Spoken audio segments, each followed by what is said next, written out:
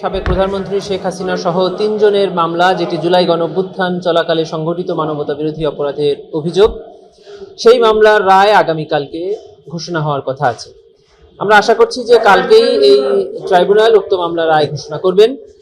প্রসিকিউশনের পক্ষ থেকে আমরা এই মামলার রায় রিসিভ করার জন্য প্রস্তুত আছি এবং আমরা আগেও বলেছি যে এই মামলায় প্রসিকিউশনের পক্ষ থেকে যে 5টি অভিযোগ আনা হয়েছিল, প্রসিকিউশন 5টি অভিযোগই সন্দেহাতীতভাবে প্রমাণ করতে সক্ষম হয়েছে এবং প্রসিকিউশন সর্বোচ্চ শাস্তি মৃত্যুদণ্ড প্রার্থনা করেছে ট্রাইব্যুনালের। শুধু তাই নয়, এবং এই আসামিদের সম্পত্তি বাজেয়াপ্ত করে এই মামলায় বা এই ঘটনায় যারা ভিকটিম আছে, শহীদ আছে, আহত পরিবার আছে, তাদের বরাবর হস্তান্তরের প্রার্থনা আমরা জানিয়েছিলাম। ট্রাইব্যুনাল ন্যায় বিচারের স্বার্থে যে আদেশ দিক না কেন প্রসিকিউশন সেটা মেনে নিবে। এবং ইতিপূর্বে আপনারা দেখেছেন যে ট্রাইব্যুনালের বেশ স্পেশাল প্রসিডিংসগুলো আমরা ট্রাইব্যুনালের অনুমতি সাপেক্ষে সরাসরি সম্প্রচার করেছি। আগামীকালকে রায়ের যে অংশটুকু ট্রাইব্যুনাল এখানে পড়ে শোনাবেন, সেই অংশটুকুও ট্রাইব্যুনালের অনুমতি সাপেক্ষে বাংলাদেশ টেলিভিশন এবং বাংলাদেশ টেলিভিশনের সাথে চুক্তিবদ্ধ যে কয়েকটি সংস্থা আছে এবং বাংলাদেশ টেলিভিশনের মাধ্যমে এদেশের সকল গণমাধ্যম সরাসরি সম্প্রচার করতে পারবেন। এটাই। আর আমরা তো বলেছি যে আমরা সর্বোচ্চ শাস্তি আশা করি। জি, আপনারা জানেন যে জুলাই গণঅভ্যুত্থানের পরে পুনর্গঠিত ট্রাইব্যুনালের আগামীকালকে যে রায়টি হতে যাচ্ছে, এটি সর্বপ্রথম রায়। এবং এই ট্রাইব্যুনালে জুলাই গণঅভ্যুত্থানের পরে যে কয়েকটি সংশোধনী এসেছে আইনে, তার মধ্যে অন্যতম হলো যে 24-এর আগের ট্রাইব্যুনালে নাম আন্তর্জাতিক অপরাধ ট্রাইব্যুনাল হলেও সেখানে আন্তর্জাতিক আইনের কোনো প্রযোজ্যতা ছিল না। জুলাই গণঅভ্যুত্থানের পরে আইন সংশোধন করে আন্তর্জাতিক আইন অর্থাৎ রোম স্ট্যাটিউটে যে আন্তর্জাতিক আইনের সংজ্ঞা এবং অ্যাপ্লিকেবিলিটি আছে সেটা এখানে প্রযোজ্য করা হয়েছে। দ্বিতীয় যে অন্যতম সংশোধনীটা করা হয়েছে সেটা হলো দণ্ডের পাশাপাশি, অর্থাৎ কারাদণ্ড বা মৃত্যুদণ্ডের পাশাপাশি এখানে আরেকটি দণ্ডকে এখানে সংযোজিত করা হয়েছে। তা হলো আসামিদের সম্পদ বাজেয়াপ্ত করে ভিকটিম, আহত, নিহত বা এই ঘটনায় যারা ক্ষতিগ্রস্ত তাদের বরাবর হস্তান্তর করা। কেন আমরা এটা চাচ্ছি? যেহেতু এটা আইনে আছে এবং একটি মানুষের প্রাণের বিনিময় তো আসলে কখনোই দেওয়া সম্ভব না। রাষ্ট্র মাঝে মধ্যে ওই প্রাণের বিনিময়ে তাদের পরিবারকে সচ্ছল করার জন্য যে ব্যক্তিটি দুনিয়া থেকে চলে গেলেন, সে পরিবারে যে কন্ট্রিবিউশনটা করতেন তার কিছুটা পূরণ করার জন্য এই সকল বিধান রেখে থাকেন। যেহেতু এই ট্রাইব্যুনালে ফাইন্যান্সিয়াল কম্পেনসেশনটা আছে, আমরা সেজন্য এটা চেয়েছি। সিমিলার ম্যাটার, অর্থাৎ জুলাই গণঅভ্যুত্থান চলাকালে যে কয়েকটি অভিযোগ আমরা এই ট্রাইব্যুনালে এনেছি, এই সেম অভিযোগে যদি এই 3 জন আসামির বিরুদ্ধে বাংলাদেশের অন্য কোনো আদালতে কোনো মামলা চলে থাকে, সেগুলো আর চলবে না। কারণ এটা আমাদের কনস্টিটিউশনাল রাইটস, প্রত্যেকটি নাগরিকের উপরে যে একই অভিযোগে কোনো ব্যক্তিকে দুবার শাস্তি বা দুবার বিচার করা যাবে না। অর্থাৎ এর বাইরে যদি অন্য কোনো অভিযোগ থেকে থাকে তবে সেটি চলতে পারে, কিন্তু এখানে যে 5টি অভিযোগ এখানে ডিসপোজাল করা হচ্ছে, সেই 5টি অভিযোগে অন্য কোথাও কোনো মামলা করাও যাবে না, আর যদি মামলা থাকে সেটা আর চলবে না। খুবই ছোট করে বলছি, 5টা অভিযোগ হলো 14ই জুলাই 2024 সালে গণভবনে অনুষ্ঠিত একটা সংবাদ সম্মেলনে তৎকালীন প্রধানমন্ত্রী শেখ হাসিনা আন্দোলনরত ছাত্র জনতাকে রাজাকার বলে সম্বোধন করে।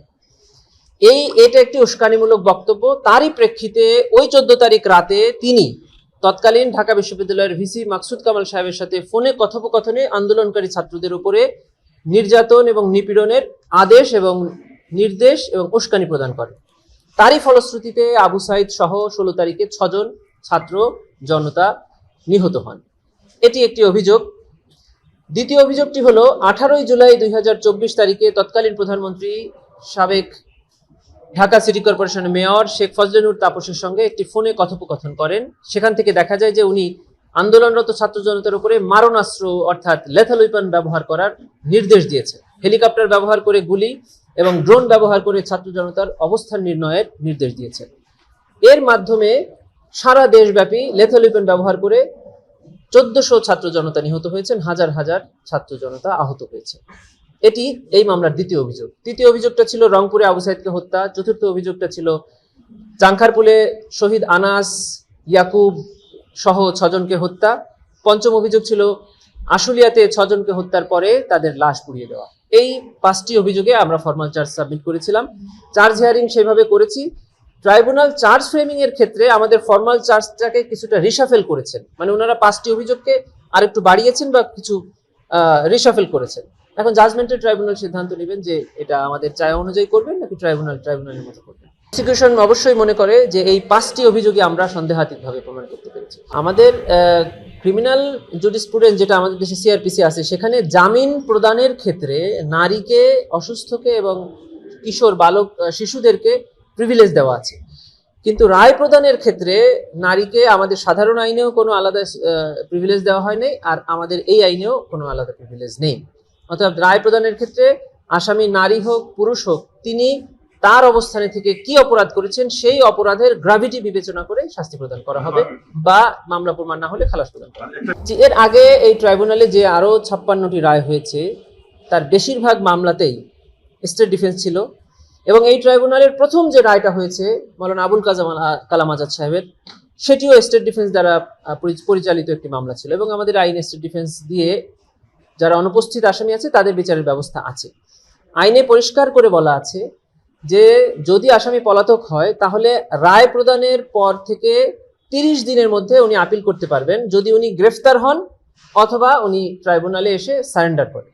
আদারওয়াইজ স্টেট ডিফেন্সের অ্যাপিলেট ডিভিশনে অ্যাপিল ফাইল করার কোনো ইখতিয়ার নেই।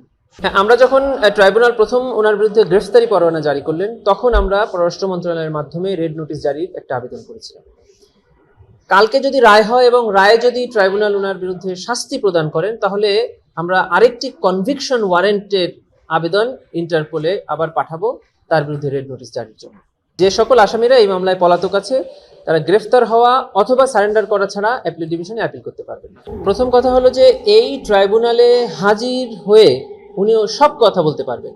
হাজির না হয়ে উনি যে সকল কথা বলবেন সেটা আইনের দৃষ্টিতে কোনো বক্তব্যই নয়, সামাজিক দৃষ্টিতে বক্তব্য, যেটাতে আমরা মনে করি যে উনি যে কোনো একটা সময় এসে বলবেন যে এখানে মামলা চলছে, এখানে যে মামলা হয়েছে এটা আমি জানি না বা জানতাম না, এটা বলার সুযোগ থাকছে না। উনি যে এই ট্রাইব্যুনালে কি মামলা হচ্ছে, কি কি অভিযোগ ওনার বিরুদ্ধে আনা হয়েছে এটা উনি জেনেছেন, এবং উনি যে বক্তব্যটা ওনার আদালতে এসে দেওয়া উচিত ছিল এটা উনি পাবলিকলি দিচ্ছেন। এটা একটা বিষয়। দুটি হলো, আমরা এই ট্রাইব্যুনালে বিশেষ করে জুলাই গণঅভ্যুত্থানের পরে পুনর্গঠিত ট্রাইব্যুনালে আমরা চেষ্টা করেছি গণমাধ্যমের মানে আপনাদের মাধ্যমে সারা জাতিকে সাথে নিয়ে এই বিচারটা করতে, যেন শুধু বিচার হচ্ছে না, বিচারটা যে ন্যায় বিচার হচ্ছে এটা যেন জাতি জানতে পারে। এই জন্য আমরা একটা বড় অংশ প্রসিডিংস লাইভ করেছি। আমরা কি কি এখানে উপস্থাপন করছি, কি কি সাক্ষী এখানে এসে সাক্ষ্য দিচ্ছে, প্রতিদিন কোর্ট প্রসিডিং শেষে আপনাদের সাথে কথা বলছি, সাক্ষীরা নিজেরা এসে কথা বলছে।